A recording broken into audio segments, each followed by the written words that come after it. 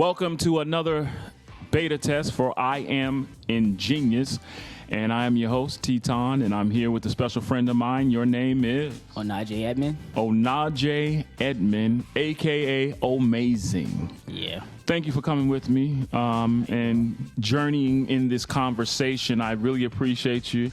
I've known you for some time now, and I think it was a few years back when we interacted, and I've done some little mentoring with you, and Yes. I've watched you mature and grow into an amazing young man now that you're 16 years old. And I want to talk a little bit about some of the challenges of a 16-year-old young man, but a unique challenge in terms of what you do as a dancer. You've been dancing for how long? About 11, 12 years. 11 to 12 years, and you've been dancing since you was 4 years old, right? Yeah. And I understand your mother journeyed over here to Virginia, and you got into the dance studio, and you began to grow and become this excellent, decorated dancer. Yeah. But there was a gap in your dance career, and you ventured off to do what? Play football. Play football. Let's talk about that experience and why you left the dance community and wanting to go into the field of sports. Well, so I was in Atlanta, and there's a lot more open to the arts and dance there. So, I wasn't afraid to be like, oh, I'm a dancer. Right. I do. So, but then move up to Virginia and realize things change. Because athletes like Cam Chancellor, Allen Iverson, Michael Vick have all came from Hampton, Virginia, not Hampton, Virginia, but Virginia. Right. And because of that, this is a very sports-driven place, and if you're not playing the sport here, it's like, whoa. But also, not only that you were interested in playing football, but there were some things that kind of persuaded you. What was going on in that period? So because of that, a lot of people like, oh, he don't play sports, he dances. It's like whoa. And then I had about one or two incidents in middle school when I got to middle school, and from that point, from about those two incidents, I was like, I'm not doing this for the rest of middle school. I'm not. What was the incident? Was teasing you? Yeah, just teasing. Making fun of you? Yeah, making a little name. No, I saw you doing this, and the third. Right. And I was like, I didn't want that to continue through the rest of my time in high school. And that was just the beginning. I said high school, middle school. And that was just the beginning of middle school. So from the end of my sixth grade year, my friend was like, hey, you should come play football with me. It's going to be fun. So I was like, sure, I did it. I said I was solid. I wasn't going to the NFL or anything like that. So it was fun. It was fun for a while it lasted. But the end of my eighth grade year, towards the end of my eighth grade year, I decided to come back to dance because I knew that's where my heart was. So dance was where your heart lied since you were 4 years old. And so I know that your mother and the team was very excited to have you back. Yes. Amazing was back on the dance floor doing the turns and the, performing solos and still winning trophies. Well, kind of. Coming back was not easy. You had to get back in the dance shape. And it was okay. And I'm still trying to get back there. It's still hard, It's not just leaving something and just doing stuff. Seriously, if I was playing football, you're building your muscles wrong. You're kind of doing the complete opposite, and it was hard coming back, and it was really a struggle. And there were points in that time period of me coming back where I was just like, I think I lost it, and I don't think I want to do this anymore. And there were times that I still wanted to give up, even when I did come back. But luckily, I had my mother, and she kept me. She told me, no, this is what you're going to do, And it wasn't like she was trying to be controlling or anything, but she knew what I was capable of, and she knew how much I can grow and do this. And I'm so grateful that she didn't let me quit again, because then I wouldn't be here, and I wouldn't be having these interviews clearly. I probably wouldn't even be happy. I'll be probably playing another sport, just getting by, just ready to graduate, go to school, get a regular job. Right. Well, that is very important that you make the point that your mother was very instrumental in your development and building character, but she had to let you experience some things, which I think was very difficult for her, knowing the kind of talent and giftings that you had. Yes. And so looking at that, you've had many people that has been around you to help guide you. What are some of those things that you've learned from those individuals that help build you up, even to today? Well, from the teachings that she couldn't teach me, stuff like just how to be a man and stuff like that. I've had you, I've had my older brother, I've had my Uncle Ron, that passed recently, and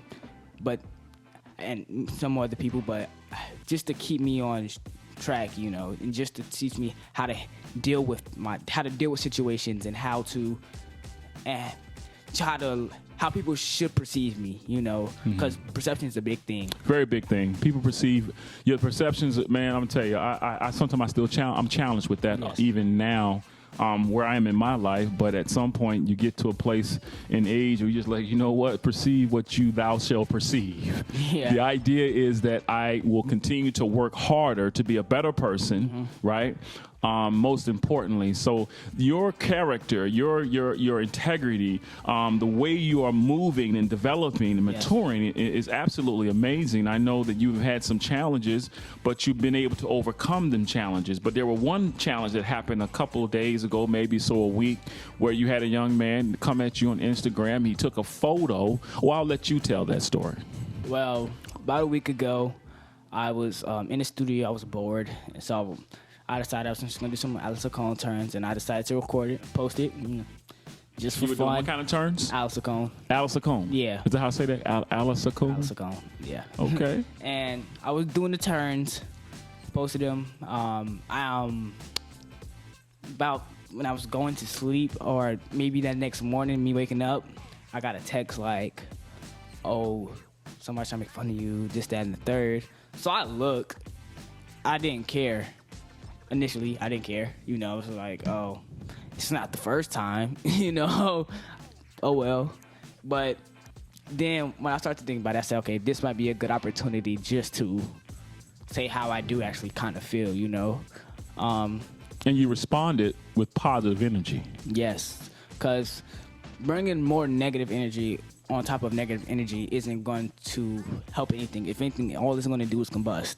So now I go back at him, and then he comes back at me, and then I go back at him, and now we want to meet up and fight. We fight, someone gets mad, pulls out a gun, and now we have another death. And I'm not saying it would go that far, but But you're conscious and you're aware that these things can escalate. And the bottom line is this young man don't even know you hardly from a can of paint. No, never seen him. And so your mom shared the information on social media, and she wrote a very, very detailed experience, and she gave some great thought to what you experience. Even with young men in the dance community alone, a lot of times they're being labeled or considered to be soft, as you state. But what did that experience really do to you, having to communicate with someone who mocked you and made fun of you? How did that make you better? Well, because, like I said, doesn't really affect me what he thinks. But when I made the post, I wasn't expecting a big reaction. I just wanted to let them know, like, what you're saying really is not affecting me because I'm good in my skin and I know what I'm capable of, So really what you said basically wasn't just so much for him, but it was for those who sat back and watched. Yeah. So it's like, I don't need your approval. I don't need your approval for if I can dance or not. And then the post really said, he said, "Damn, KHS, this is what we doing." Talking about my school, right? And my school doesn't have anything to do with me dancing. That's my choice. So it's like, your post really doesn't even make sense for one. But that's not the point. The point was, and to breathe life into him, because the one thing I don't like, I hate the stereotype of a black man.